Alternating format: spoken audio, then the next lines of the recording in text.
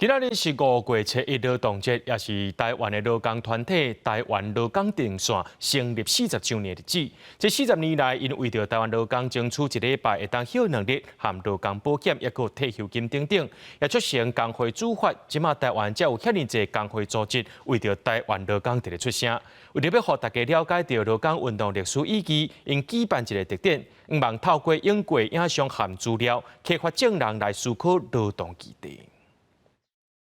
多数劳工一礼拜会当休2天，有劳工保险和退休金等等，这拢是台湾劳工上界基本的权利。这是济劳工团体久年来和政府拼开力行街路抗争争出来的。其中台湾上早的劳工团体台湾劳工阵线，自戒严时期1984年5月初1成立到今，伫劳工议题已经拼40年。拜三伫劳动节即天办特典，希望互大众了解劳工运动的历史意义。台湾的劳工运动是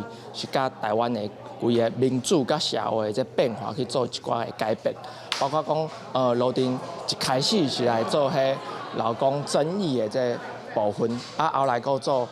工会自主化，即马来做这政策的这倡议的这部分。台湾劳工阵线成立以来，协助管济劳工处理劳资争议，嘛推动工会自主化，催生台湾各地的工会组织来替劳工发声。现任劳动部长柯明春和英国捌做过劳工委员会主委5年外的陈局，拢来到现场参加特定的开幕记者会，也分别针对劳动议题发表看法，表示除了爱愈重视移工的劳动权益，未来的劳动部长嘛就爱看到台湾劳工伫咧国际竞争的困境。劳政一直注重国际人权，那我们也想一想，这些移工在台湾，我们能够多为他做些什么哈？